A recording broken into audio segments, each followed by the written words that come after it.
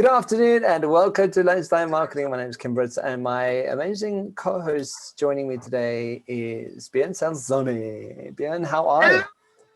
And guess where I am? I am in Cape Town. How cool. And this is why I have wine in my hand.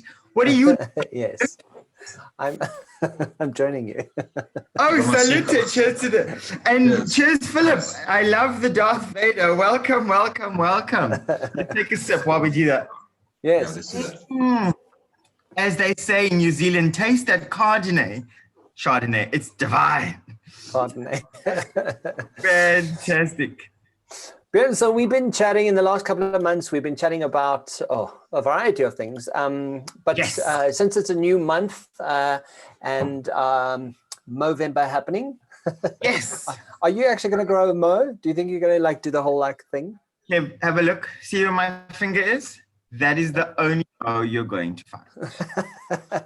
When I grow it, I look weird, and people do this. You might look like a porn star, like a porn star. Again, I don't want to look like that. I might, but it's not my vibe. Who? Look, I am going to Zanzibar next month, so it might fit in well to grow it now and go, hi, I'm Freddie, pleased to meet. I don't know. It's a different conversation altogether. And I'm so busy. I've grown a beard for the last 6 years. So for me to cut off my beard would be a complete, it would be a brand change. I came to Cape Town. You grow a Mo. How's that?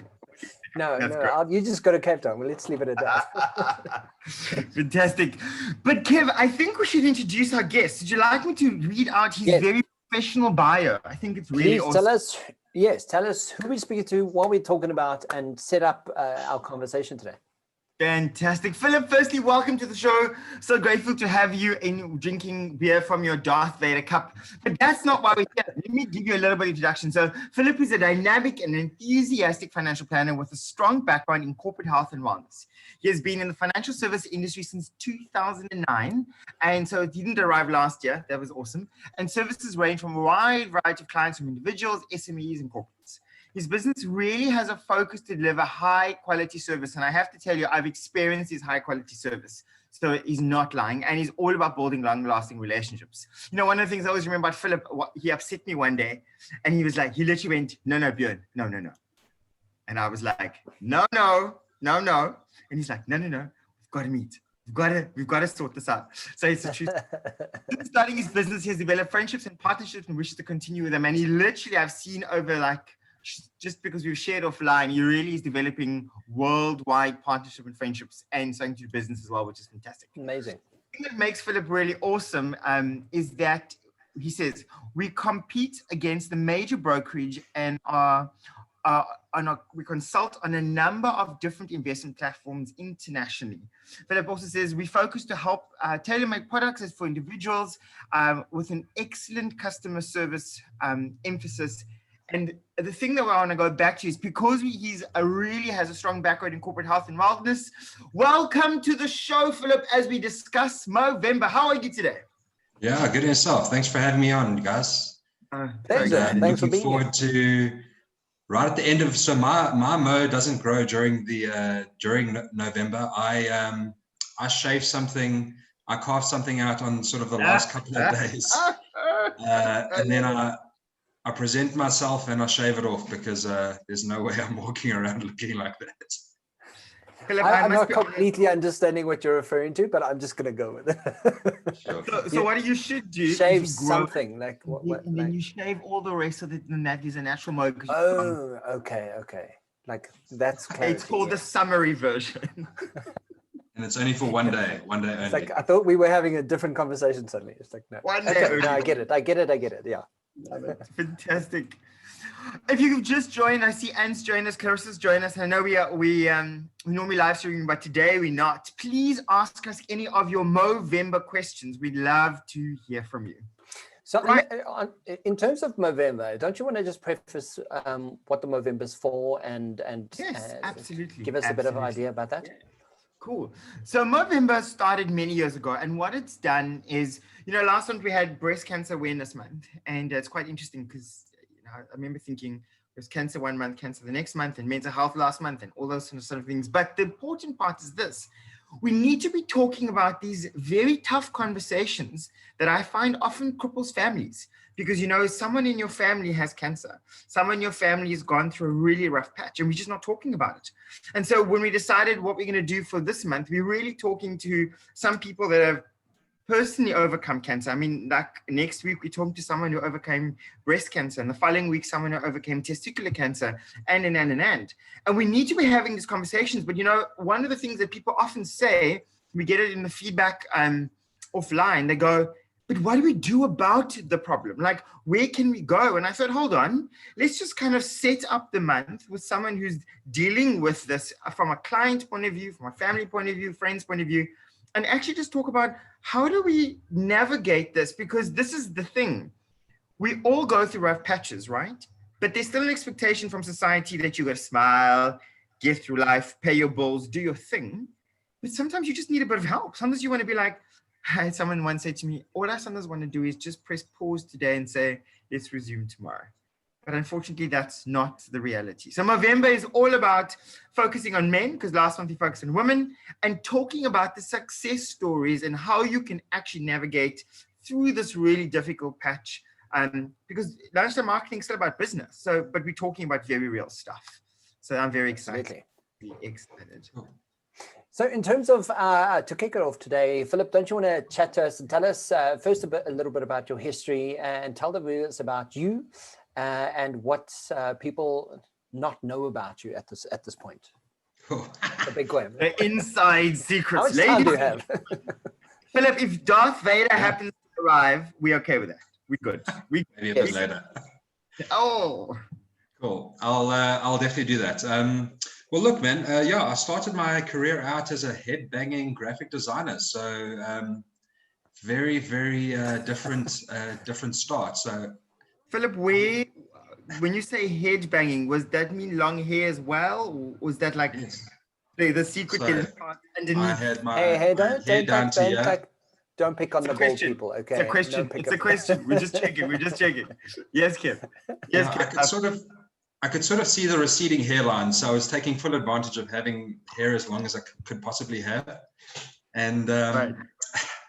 And I was a graphic designer, so I looked the part. So my mop went with the look. So so I started my career there, and you know, for lack of opportunities that came my way, and obviously the music industry in South Africa is very tough. So I had to end up getting a real job that moved me into the financial space. And I decided, you know, this is, well, firstly, I had I was continuously going for interviews, which is very difficult. So my full-time job was actually going for interviews. Every day I would leave the house with my briefcase and my suit on, and literally went for interviews, trying to look for opportunities. This was during 2008, 2009. So financial crisis was rife at the time, and I managed to land a job in the financial services space in 2009, and that's where my journey began as a financial advisor. So that's where it all started. That's awesome. But Philip, the question I would ask is, you know, and this is not a ding to any industry, but I know of quite a few people that have joined and then leave. You know, I've been told that it's, if you're joining for the wrong reason, you won't stay. So the fact that you've done this for like over a decade already speaks volumes, because you're clearly about building long-term relationships. You're not just about making a quick buck. Would I be correct in saying that? For sure. Look, it is very tough. It's a commission-only driven industry. You tend to get a lot of drop-offs. So there's about an 80% drop-off of financial advisors from the industry within the first 2 years. And, you know, when picking up clients, I'm getting the conversation with them in the beginning saying, are you going to stick around? Are you here for the long haul? Because somebody came in, sold me a policy, never heard from the guy. And it's not necessarily that person's fault. It may just be that he didn't make the cut, and for personal reasons, he actually had to leave the industry. So we get quite a lot of that. Okay, got it. Crazy. Yeah, I'm so good. So in terms of it being Movember and Cancer Month, and don't you want to give us some idea on how this has affected you and what that story is, Philip? Sure. So look, I'm fortunate enough to not have directly been affected in terms of my family, but as you know, I mean, I'm dealing with this on a day-to-day basis. So I'm give you a story of a really, really touching event that happened to me. So about 5 years ago, I was busy dealing with a client, speaking to them about getting them onto medical aid. And, you know, they were umming and ahhing, and they didn't take the policy at the time, which is fine. You know, we were not there to force people to do anything. And a month later, I got a phone call saying, listen, Philip, I've been diagnosed with cancer. This is really serious, and I'm gonna need to go for some serious treatment. How can you help me? And the initial thing was, I said to her, look, this is a problem, because if we put you on a medical aid, you're gonna get an exclusion on that treatment. The first tip that I've got is that it's not all doom and gloom, because I said to her, look, the maximum waiting period or exclusion period you're going to get for your cancer is 12 months. So anyone I see a lot of people raising money to get people to get cancer treatment and any other treatment. So sometimes people, for other conditions, people are raising funds for long-term treatment for someone. And I say, my tip is to say, why don't you get that person on a medical aid, even if it's a hospital plan? And after 12 months, you can actually get all the treatment you require. So you're only really needing to raise funds for the first 12 months of the treatment. And the medical aid by law has to start covering that condition after the 12 months period. Okay. So the story was, luckily this client was financially very well off. So they managed to fund the first 12 months of treatment here in South Africa. They're actually from overseas. And they managed to get onto the medical aid after the 12 months. And now it's 5 years later. Client is in remission, and she actually phoned me this month to say, listen, Philip, I'm now officially in remission, and thank you very much for your help. So all the treatment from month 13 was fully covered, fully funded, and even the follow-up treatment. So you can imagine 300,000 rands worth of cover that you can have on a medical aid if you just wait out that 12 months. So it's not all doom and gloom if you haven't taken up the medical aid. But obviously the best thing is to have the medical aid, so you don't have to delay treatment if you don't have the money.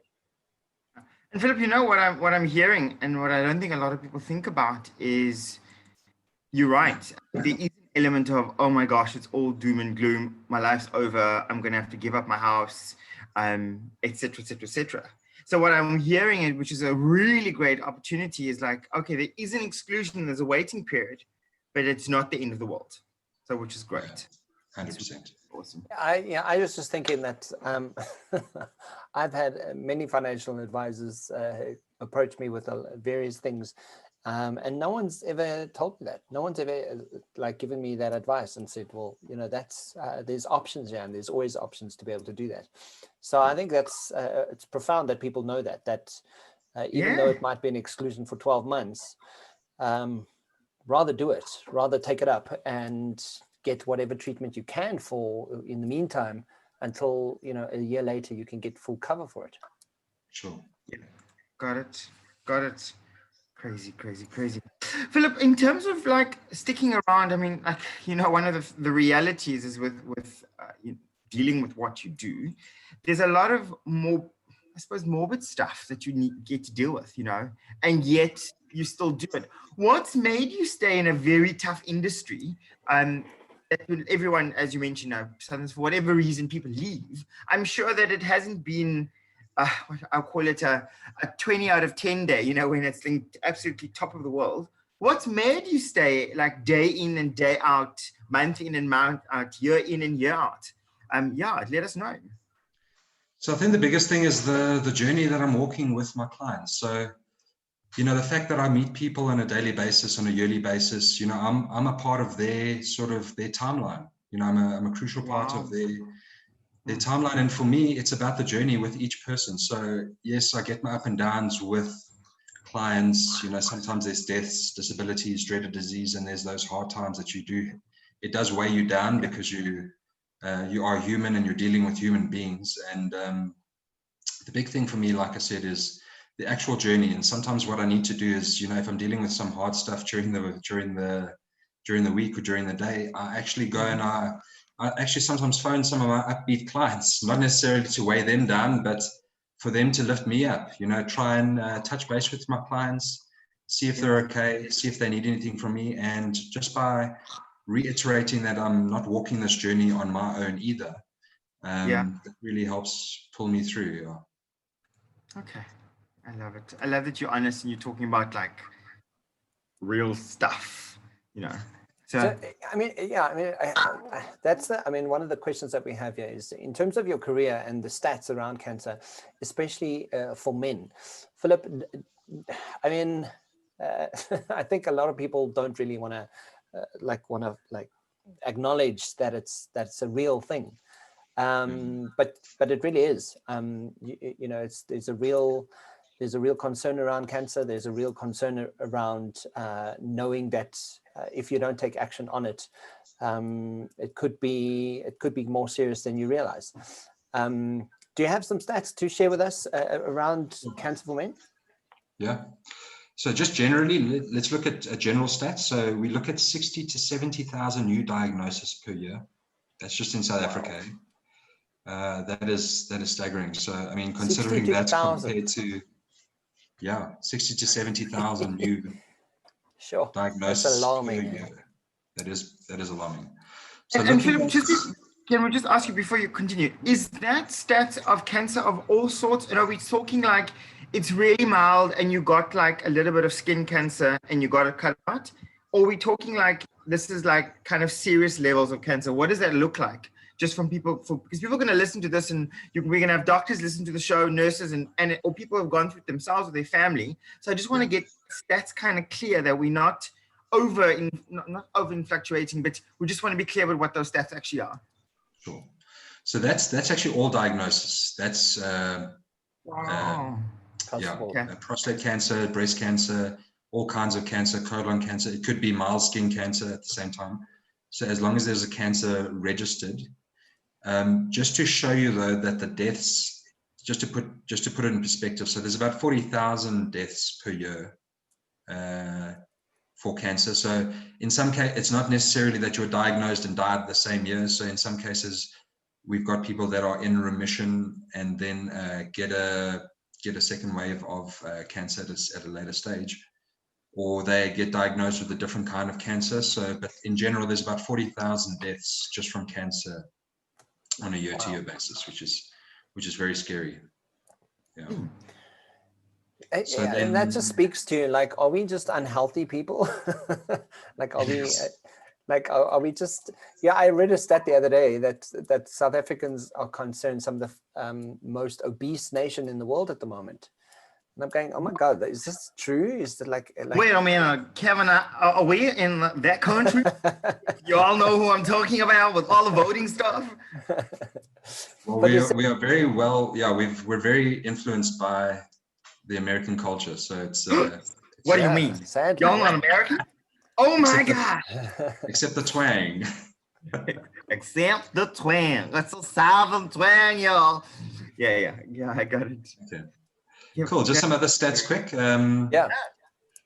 So, I mean, 19% of individuals will have cancer by the age of 75. So under 75, it's 1 in 5. So 1 in 5 people will have cancer by the age of 75, which is quite scary. When we're looking at prostate cancer specifically for men, it's affecting 1 in 17 men. So we're looking at about a 5%. 5% of men will have prostate cancer in their life. So it's very interesting not to necessarily focus just on the prostate cancer. Men can get breast cancer. It's a lot less common in men than in women, but it does happen.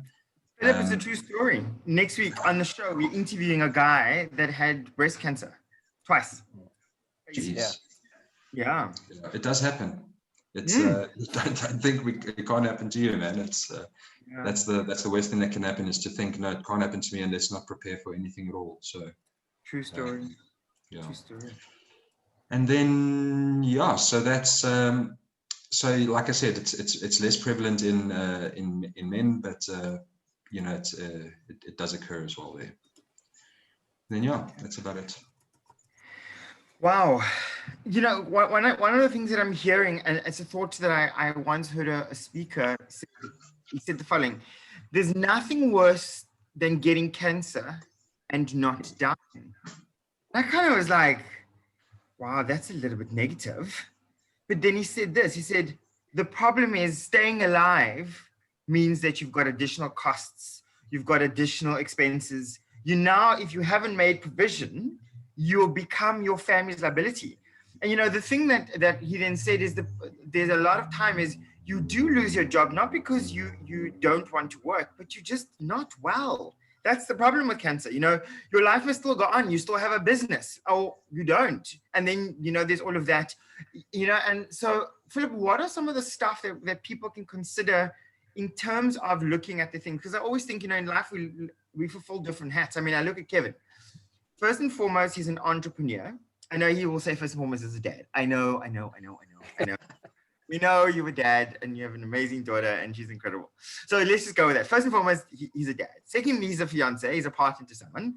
Thirdly, he's a business owner. Fourthly, he's an author in the making. Fifthly, he's on radio. Sixthly, he's branding himself very heavily the last couple of months. So he's what did you call yourself? Not a brander. Anyway, irrelevant. The point I'm making is he's got lots of hats. And with that come responsibilities. I mean, Philip, you're a dad, you're a husband, to a lovely family, like you're a business owner. You also the boss, if I can use that word, because you employ staff. You are by default because you employ staff. It just is what it is. The salaries to pay. But this is the thing, cancer hits you. And I mean, I've seen people where it's taken them out, like taken out their lives. They just literally one day, someone I knew just closed shop. He's like, I can't do this work anymore. And because it was a skill, business kind of died. And then he was like, I didn't have provisions. What are the provisions that people should consider, irrelevant of the role that you fulfill, that they need to consider for their future? Sure. So we've got, obviously you have lump sum life cover or dreaded disease cover. So when we're looking at products specifically, dreaded disease and cancer cover is in the life insurance space, as well as income protection. So income protection is one of the ways where you can cover your income during the period of time where you are ill or unable to work. Now, in a lot of cases, we get people that are purchasing cancer cover only. So now the problem with that isn't that what isn't income protection cancer cover? Not necessarily, no. So okay. Cancer is only one sort of silo of benefits where you can actually cover yourself. Now, in the event that you have a heart attack and you've only bought cancer cover, you're going to have a bit of a problem. Now, income protection is generally for any illness that you may have. So broadly speaking, you could cover yourself for COVID-19 in the event that you contracted it and let's say there's a more or less a 2-week treatment period where you may be hospitalized. You could cover yourself for that because you might not be able to go and do your work. Cancer in general, you can get income protection for cancer. So previously you couldn't. So there's actually now they've recognized that you might not actually. So in general, income protection, you've got to be off for, let's say, a whole month in order for you to qualify for a claim. Now, when it comes to cancer treatment and chemo, you might only be off for 3-4 days. So you might go. I was just about to ask, Yeah, you might only be off for 3-4 days, get your treatment. Technically, you should be able to go back to work, but you're going to feel even horrible. Though you don't feel like it, Yeah, and you won't be off long enough to actually get to qualify for an income protection claim. So they've some of the insurers have identified this and said, look, if you qualify for a claim in terms of cancer, we'll actually pay you income for, let's say, 12 months. So for 12 months, you sort of know, okay, I can go and get the treatment I need. If I can work, then fine, that income is mine. But if I can't work and I'm not feeling up to it, I can actually just stay at home and get the treatment I need. Philip, so question I have now is, so what happens after 12 months? Unfortunately, the treatment's not working, you got worse, and now doctor says we don't know. You've got 2 months, you've got 4 months, 6 months, we don't know. What happens in that case? Because you said the income protection only lasts for 12 months. Yeah. So the idea is that you want to try and have as much cover we call it stacking of the cover. So All right. you want to have sufficient amount of lump sum cover for diagnosis. So let's say you have R1 million or 2 million rand lump sum that comes in. Hold on. You mean like $1 million or $2 million just lying around in the bank account? Like, don't know if a lot of people have Kev, do you have $1 million or two? I mean, just checking. Not this today. month. Not Next this. month, No, yes. I love it. Not this month. Got it. Yeah. So look, we say that you need a combination of lump sum benefits. We call it lump sum benefits, which pay on diagnosis. So I'm going to use stages. So let's say stage 1 cancer, you were diagnosed. Yeah. Now, if you had a 2 million rand cover and you got stage 1 diagnosis, they'd pay 25%, so 500,000 rand would land in your account. Technically, within the first 12 months, you should be able to receive enough treatment in order to return back to work. It doesn't always happen, but 80% of cases are able to be dealt with within the first year. Oh wow, that's good. If you get, let's say this your stage goes up, you could qualify for an additional income protection benefit going in, as well as an additional lump sum being paid out. So the idea is that you want sufficient cover in place so that you're continuously getting the income covered during your treatment period. And then obviously that's to cover your income only. Obviously you need the medical aid in order to cover your treatment itself. So luckily the cancer covers that you buy, the income protection that you buy is primarily to cover additional costs that are related to the loss of income or change of lifestyle that you need to cater for, not necessarily for the actual costs of the treatment. That's a very interesting comment. The lifestyle choices you have to make adjustments to. Yeah. You want to say, Kev? One of the things that's sort of occurring in, like, as you guys are speaking,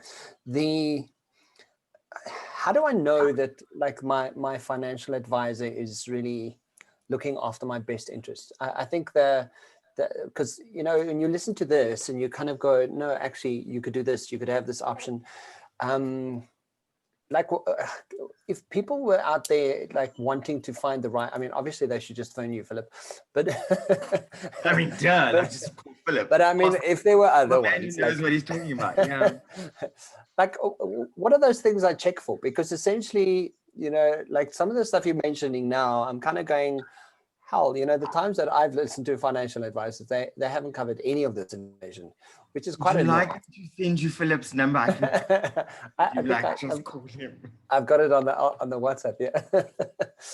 So Philip, like, in short, maybe, yeah, like, we have these options, we have more options, and I think we realize. How do we, like, just one of the things that occurs to me is, like, how do we check on this person? Is it a credibility? Is it, have you been around for 20 years? Like, what is that sort of conversation you should be having in addition to finding out the right information? Absolutely.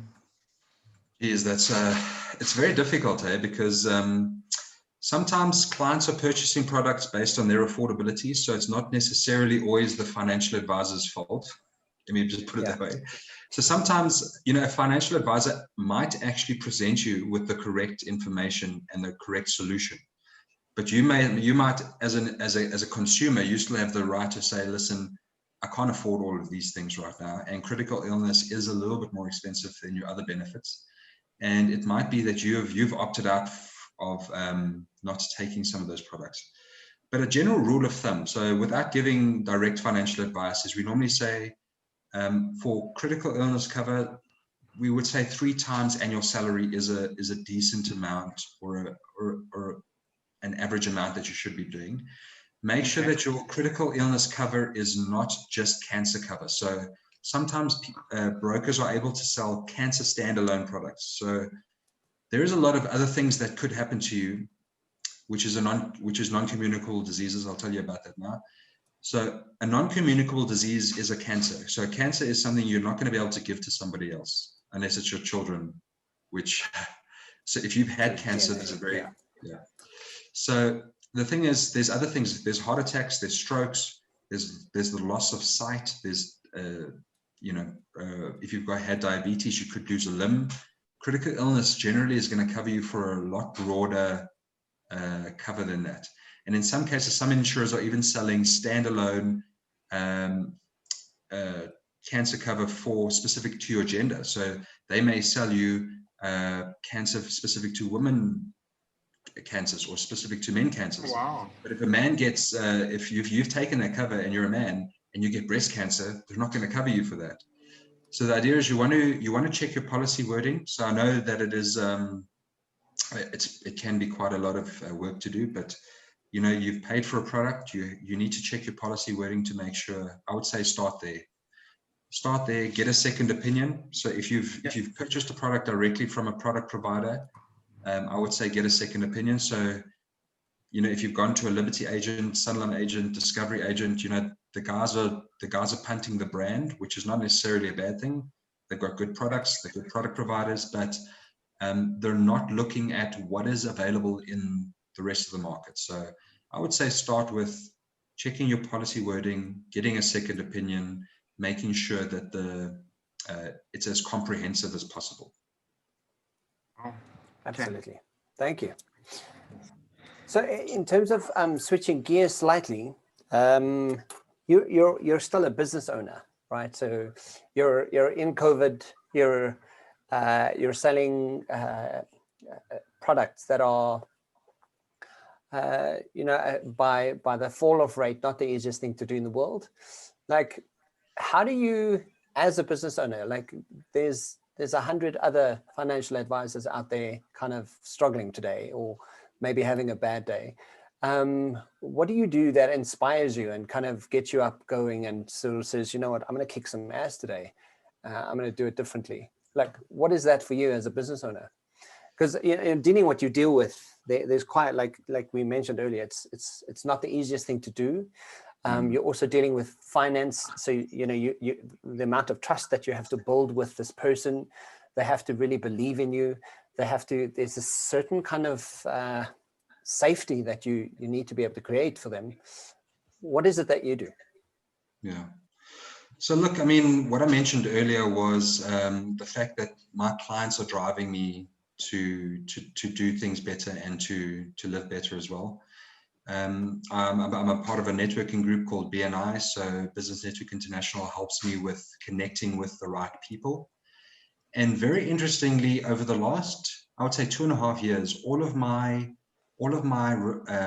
current clients are actually referrals that I've gotten from other clients, whether it be through the BNI system, so it's a networking organization, or whether it be from my existing clients. So I don't actually need to look for new clients, which is fantastic. So it's the thing that gets me up is really I need to look after my clients because they all know each other. Most of them, you know, there's always a network of someone. You know, there's like 3 or 4 clients that all know each other. And for me, it's just making sure that that ecosystem of my customer base is looked after, and obviously making sure that I leave a legacy for my children. I think the legacy for my kids is a big thing for me. Absolutely. Amazing. Wow. Yeah. And it speaks to brand credibility as well. Like, and through the last couple of months, it's been a permeating theme, you know, like credibility of your brand and how it shows up and how it presents itself is incredibly important. Sure. I agree. Absolutely. Philip, I just want to ask you, tell us in terms of like, do the products also change? And, you know, Kevin's just triggered a thought.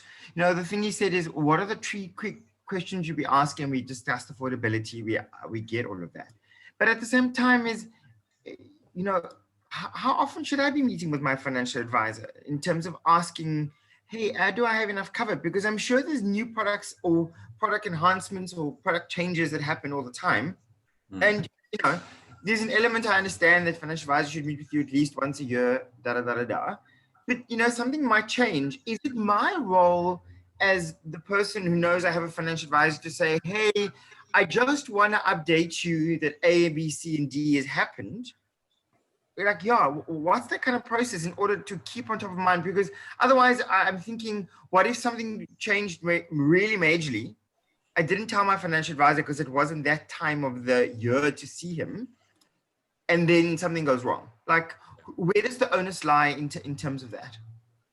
I think this is where it's important to understand that financial planning is a journey that is between the financial advisor as well as the customer. So I think there is a bit of onus on both ends. So the financial advisor should make sure that at least once a year, let's say twice a year, they're touching base with their clients. But if there are any major life changes, so buying a house, having a child, getting a new job, losing your job. So like losing your job is happening quite a lot now, so it's a bit of a problem. So any of those life changes happening in your side, I think it's, it's as equal as much as a responsibility for you to reach out to your advisor and say, look, these things have changed. Because look, if I've sold you income protection and you're earning 10,000 Rand a month, and I've sold you 10,000 Rand a month income protection, now your salary goes to 50 grand a month. I know that it's not likely to jump so much, but the reality is if I've only sold you 10,000 Rands income protection and your salary increased, we can only pay you out based on the income that you told me you're earning. So I would recommend changing your profile along with your life changes and your employment changes, so that when it comes to claim, because now the thing is, if you're in claim, if you've claimed now for cancer and you've only got 10,000 Rand cover, yes, you're going to get your 10,000 Rand a month.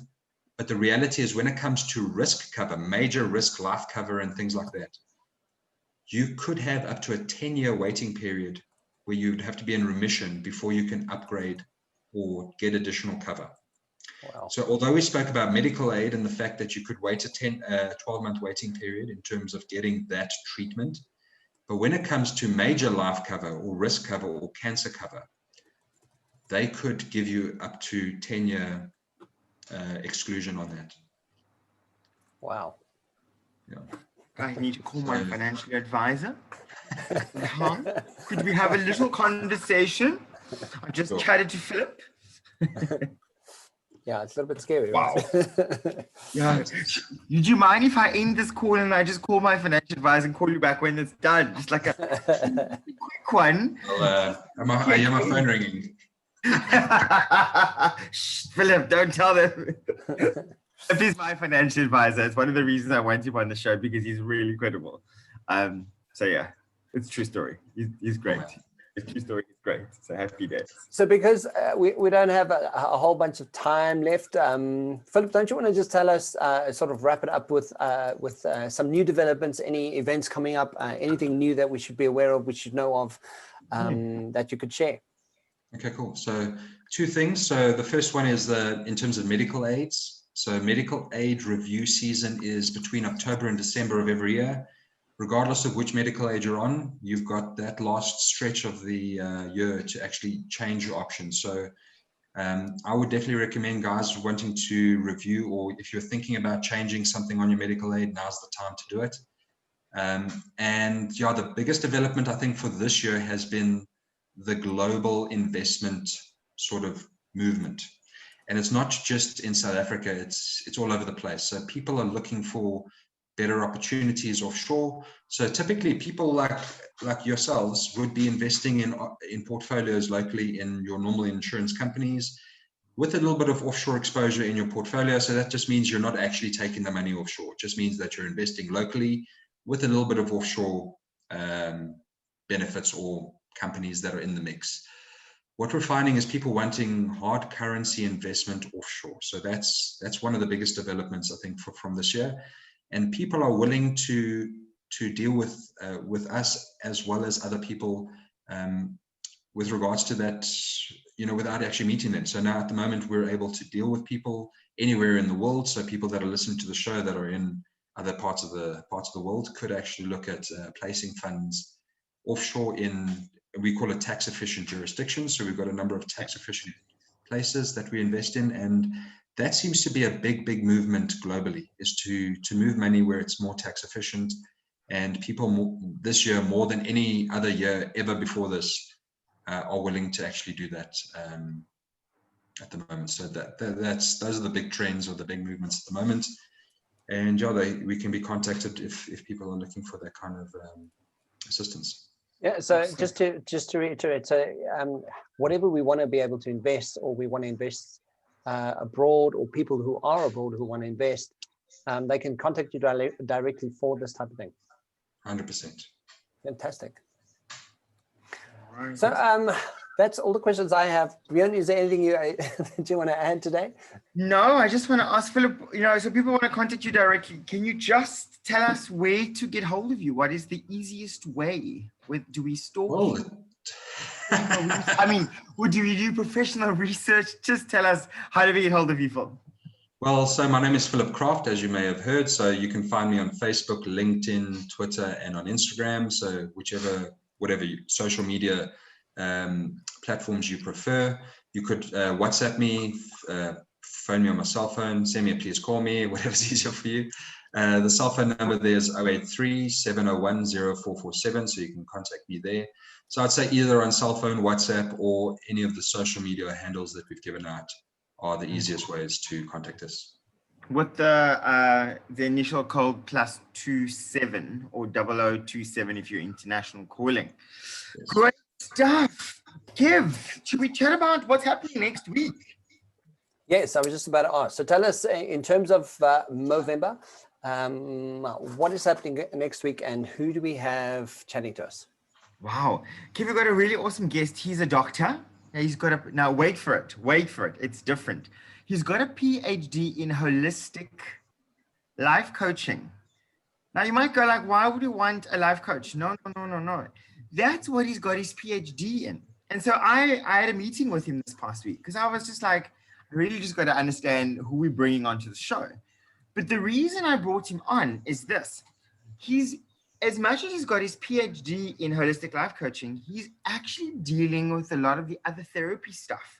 And he's a director of the Golding Institute.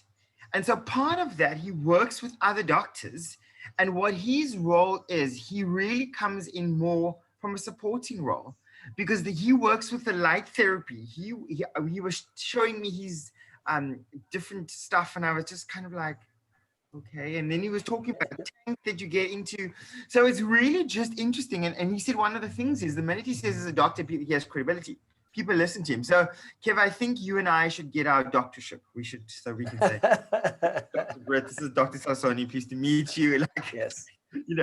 But it's actually really cool. So it was really cool to have a tour of what they're doing. And while I was there, he was even getting a drip. And I was like, am I allowed to be in here? And he was like, no, it's an energy drip. They do that. It's because what they're doing is to support people with cancer. There's so much stuff that we don't consider. So that's coming up next week. In the following week, we're talking to a guy by the name of Torsten, who runs an organization. And this is not like, this is family friendly, right? And it's literally, organization is called Love Your Nuts. And he's a survivor of testicular cancer. I mean, that's a good thing because I love my nuts. So. I think all men do. I think it's a standard thing. But I'm very excited about it. It's really going to give us some really good insights into the stuff. But the most important part, other than him being a great business owner, he's been the survivor of breast cancer. So it's very exciting. I say exciting not to hear about the breast cancer, but to really see insights and as a business owner, and that was very, very exciting. So it's going to be a great lineup this month. It's exciting. Okay. With a little bit of Chardonnay to mention at the beginning. Cheers to Fantastic. that. So just to share with everybody, where do we get hold of you, and then I'll go, and then we'll end up with our guest for today. Fantastic. The easiest way, just find me on social media. If you put my name in Bjorn, Bjorn, and with my surname, Salsone, Salsone, it's Bjorn Salsone. You literally put me in and you'll be like, with images. What I had for lunch, who I had dinner with, and. Yeah, it's a bit weird, but yeah, I'm going to just go with it. Is that a weird? I'm just sharing my life with people. That's kind of how it is. Yes, and I'm exactly the same. Just type my name in hashtag Kevin Brits or hashtag lunchtime series, lunchtime coaching. It usually comes up with everything and all my connections and business and website and contacts and everything. And lastly, thank you for Philip Kraft, who's joined us today. SFP Financial Advisors. And Philip, if you just want to give us, do you have a website? Yes, so it's www.sfpadvice.co.za. sfpadvice.co.za. Guys, that's lunchtime marketing for today. Guys, thank you for joining us, and thank you for spending the time. And I'm so glad that we're touching on conversations that people sometimes struggle to have. So thank you for making the time and sharing this with us. Loved it. Thank you. Cool. Thanks for having me on, guys. Thanks very much. All right. Have a lovely day. Chat to you soon, afternoon. guys. Yes. Cool.